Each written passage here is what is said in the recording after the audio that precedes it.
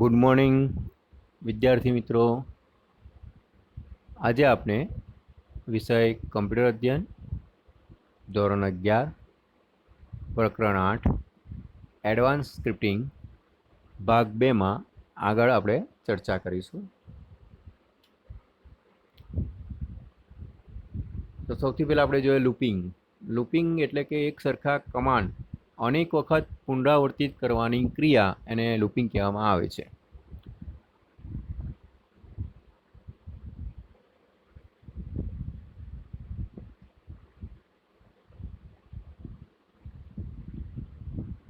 હવે for loop, while loop અને until loop આ 3 લૂપ છે. અહીંયા એ પુનરાવર્તિત કાર્યો કરવા માટેના કીવર્ડ છે. ફોર લૂપ તેના વિધાનમાં કિંમતોની યાદી ઉમેરવાની છૂટ આપે છે.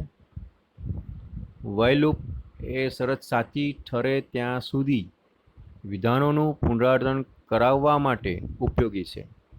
ફોર લૂપ એ ફક્ત કિંમતની યાદી ઉમેરવાની છૂટ આપે છે, જ્યારે વાઇલ લૂપ શરત સાચી ઠરે ત્યાં સુધી વિધાનોનું પુનરાવર્તન કરાવવા માટે ઉપયોગી છે. ફંક્શન એ શેલ સ્ક્રિપ્ટમાં આવેલ નાના એક વિભાગ છે.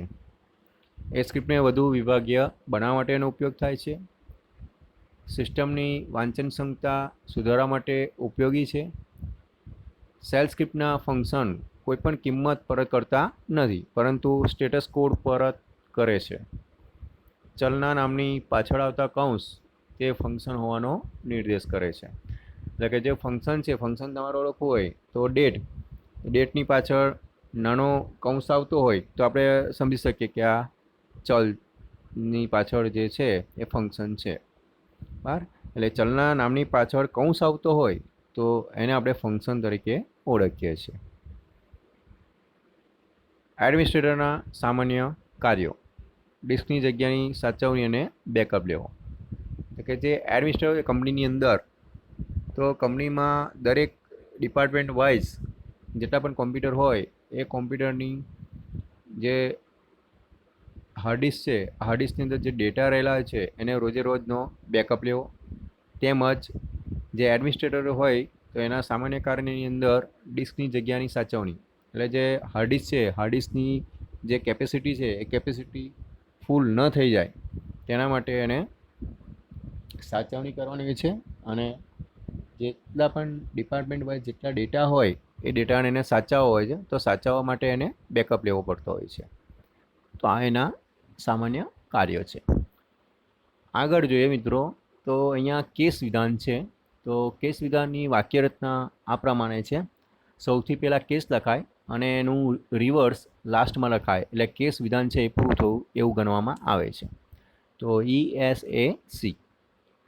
હવે કેસ વેરિયેબલ નેમ વેલ્યુ 1 એટલે પાર્ટ 1, એમાં કમાન્ડ 1 કમાન્ડ 2. પહેલો પાર્ટ પૂરો થાય એટલે 2 સેમિકોલન. પછી પાર્ટ 2 એટલે વેલ્યુ 2 કમાન્ડ 1 કમાન્ડ 2 2 સેમિકોલન. અને છેલ્લા સ્ટાર, એટલે કે તમે જે ચોઈસ આપી છે એનાથી અલગ કોઈ ચોઈસ આપો, કોઈ પણ કીવર્ડ એન્ટર કરો તો એ માન્ય નથી, એટલા માટે અહીંયા બાય ડિફોલ્ટ વેલ્યુ છે. તો કમાન્ડ 1 કમાન્ડ 2 અને 2 સેમિકોલન. આગળ જો સ્ક્રિપ્ટ જોઈએ આપણે, script number 19, script to delete 0 size file. હવે મિત્રો આગળ જે વાત કરીએ એ પ્રમાણે જે એડમિનિસ્ટ્રેટર હોય એમાં દરેક કોમ્પ્યુટર પર જે ફાઇલ બનેલી હોય એ ફાઇલની સાઇઝ જો 0 હોય તો એની અંદર એ જે ફાઇલ છે એ નકામી પડી રહેતી હોય છે. હવે જે 0 સાઇઝ ફાઇલ છે એના નામ છે એ બધા ઘણા બધા હોય તો એને રિમૂવ કરવી જોઈએ. તો આ રિમૂવ કરવા માટેની શેલ સ્ક્રિપ્ટ છે કે જે ફાઇલની સાઇઝ 0 હોય એને તમારે રિમૂવ કરવી. આ જે સ્ક્રિપ્ટ છે એ સ્ક્રિપ્ટ તમે સર્વર પરથી જ રન કરી શકશો ને એનો આન્સર તમને મળી શકે છે. તો આપણે જોઈએ સ્ક્રિપ્ટમાં echo -n enter directory name, read dname if big bracket exclamation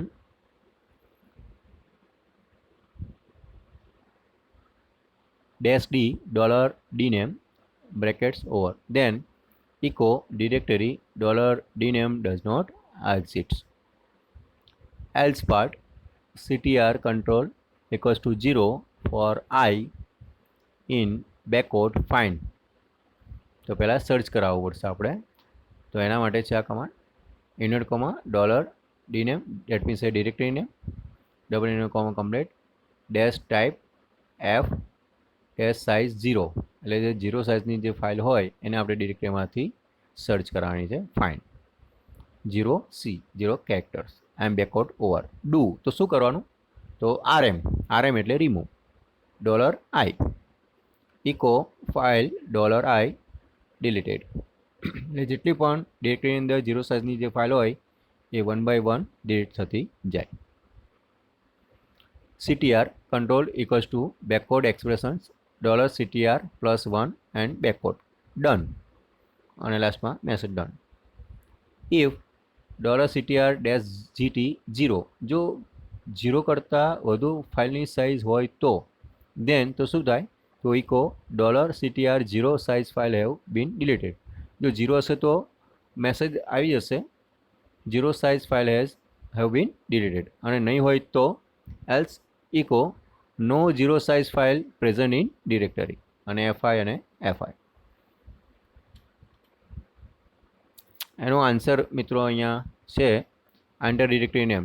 તમારે જે ડિરેક્ટરી છે એમાં જે ફાઇલ બનાવી હોય એનું તમારે ડિરેક્ટરીનું નામ લખવાનું છે.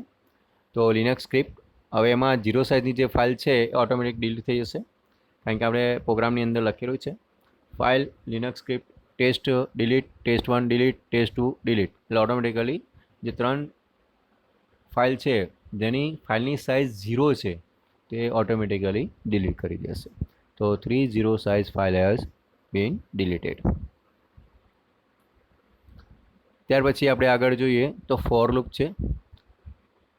ફોરમાં control variable in value 1, value 2 and value 3. Do command 1, command 2, command 3 અને ડન. હવે એના વિશે આપણે એક એક્ઝામ્પલ જોઈએ તો કઈ રીતના કાર્ય કરે છે ફોર લૂપમાં.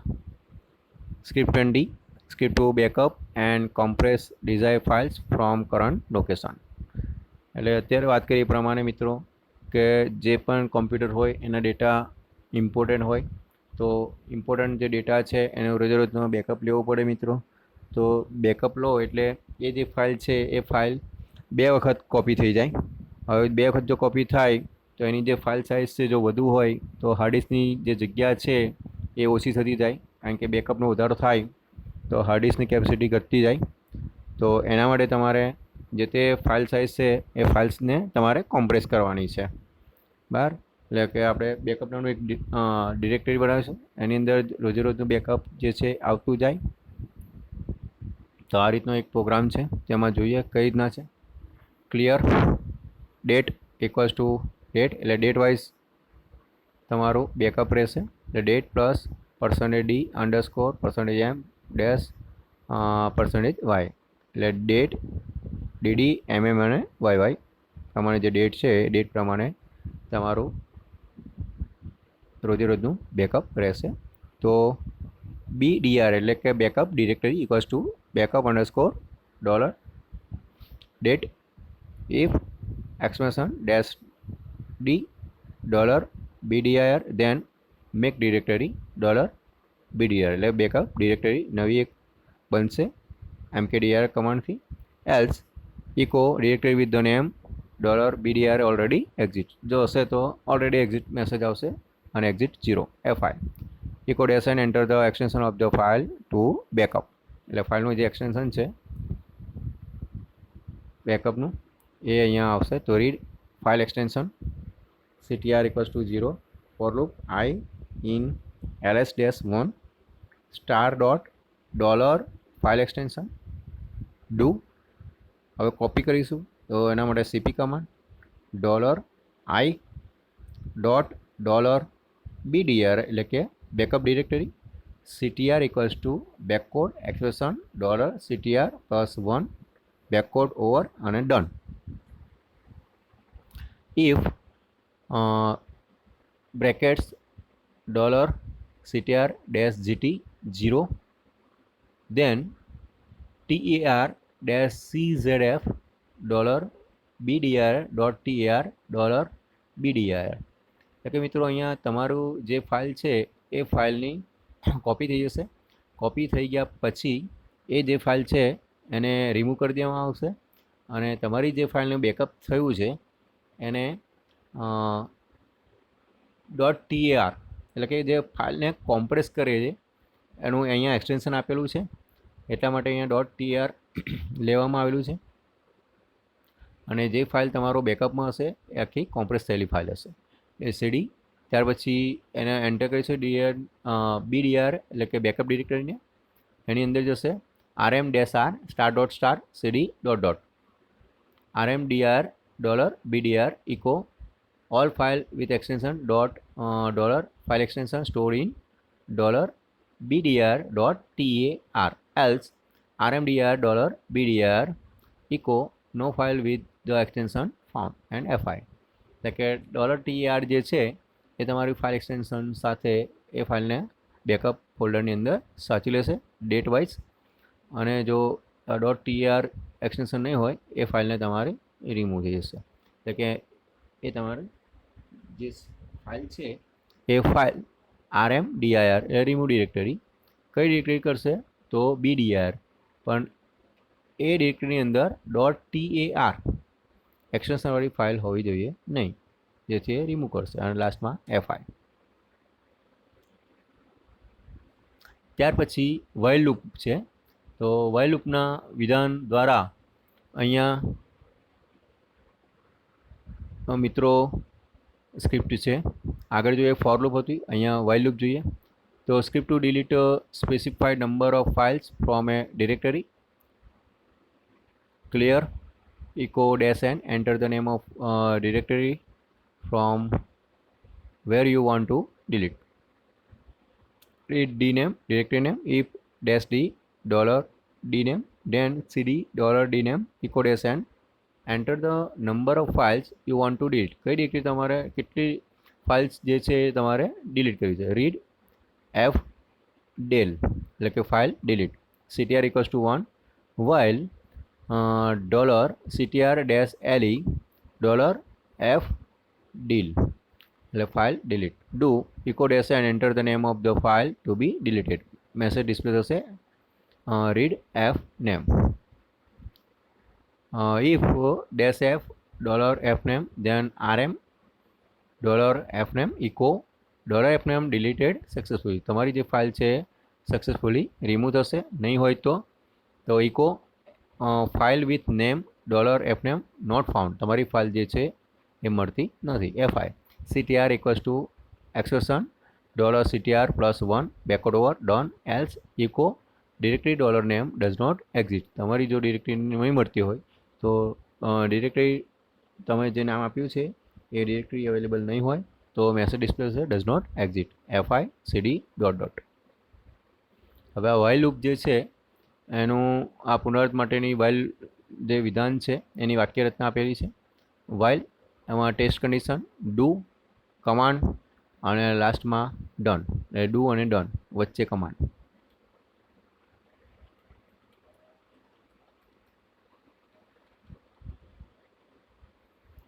આગળ જોઈએ મિત્રો script number 22. Script to perform operations till users decide to exit. જ્યારે યુઝર્સ ડિસાઇડ કરે તો જ એક્ઝિટ થાય એવો એક પ્રોગ્રામ છે. તો એમાં આગળ જે પ્રમાણે જોયા એ પ્રમાણે ચોઈસ તમારે બનાવવાની છે. ચોઈસ ઇક્વલ્સ ટુ યસ તો until $choice equals to and do clear echo ... echo choose an option from menu given below echo ... echo a for list of files and directory in a current directory, echo b for display current working directory, c for display current date and time, d for searching a word from file, and e for exit. And last echo double inner comma echo ... echo -n enter your choice a -e that means a b c d અને e. આ પ્રમાણે તમારે choice enter કરવાનો એક એક character. એના સિવાય જો એન્ટર કરશો તો સોરી અહીંયા ઈ છે, ઈ ફોર એક્ઝિટ આપેલું જ છે. અહીંયા રીડ ch એટલે કેરેક્ટર તમે જે ઇનપુટ કરશો તે વેરિયેબલ સચવાશે. કેસ $CH અને ઇન પહેલો નંબરમાં એ, તો એની અંદર આપણે જોઈએ તો LS-L ડબલ સેમિકોલન, આ પહેલો પાર્ટ પૂરો. બીજો part echo you are working in PWD present working directory, તમે અત્યારે કઈ ડિરેક્ટરીમાં છો તેને જાણવા માટે બી પ્રેસ કરો. સી પ્રેસ કરો તો echo current date and time is date, તમારી જે સિસ્ટમની કરંટ ડેટ અને ટાઈમ છે એ ડિસ્પ્લે કરશે double semicolon. D part echo dash and enter the word to be search, જે તે ફાઇલ છે એ ફાઇલમાંથી તમારે જે તે વર્ડ છે સર્ચ કરવાનું છે તેના માટે read word echo dash and enter the file name from which the word is to be search, read file if -f and $file, then grep $word $file, else echo dash and file with name $file does not exist, fi double semicolon and e for exit double semicolon and by default star echo incorrect choice, try again. એટલે એથી ઈ સુધી તમે કોઈ પણ character press કરો તો તમે એનો આન્સર મળી શકશે, પણ એના સિવાયનો કોઈ પણ કેરેક્ટર પ્રેસ કરશો તો મેસેજ ડિસ્પ્લે થશે incorrect choice, try again and two semicolons and એસ્કેપનું રિવર્સ અહીંયા ESAC echo dash n do you want to continue, તો યસ ઓર નો, તો રીડ ચોઇસ એન્ડ ડન. હવે મિત્રો એનો આન્સર તમે અહીં જોઈ શકો છો. આ રીતના મેનુ ડિસ્પ્લે થશે. મેનુ ડિસ્પ્લે થયા પછી નીચે તમારે ચોઇસ આપવાની છે A to E માં, એન્ટર યોર ચોઇસ.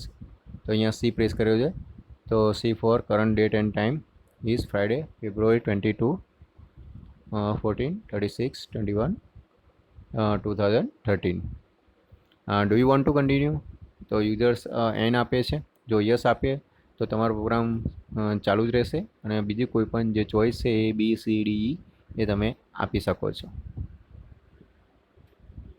હવે નેક્સ્ટ પ્રોગ્રામ જોઈએ આપણે સ્ક્રિપ્ટમાં વિધેય.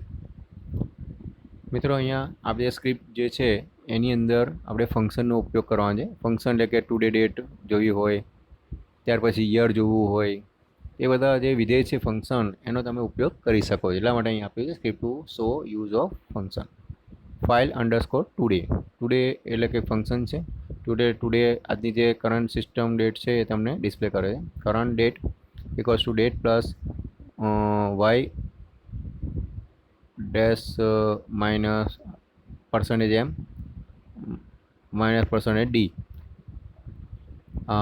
count equals to ls-1 tr pipe grep w comma dollar current date pipe wc dash 1 echo current date is dollar current date echo number of files created today and $cnd end of the curly brackets. Modify today if -f and $1, then state -c %y $1, else echo $1 does not exist, fi and then out of the curly brackets choice equals to y until $choice equals to n, do clear echo ... echo choose an option from menu given below, echo ... echo a list of file created today, echo b display last file modification date, echo c for exits, echo $, echo ... echo dash and enter your choice ABC, read character that means ch, case $chn in.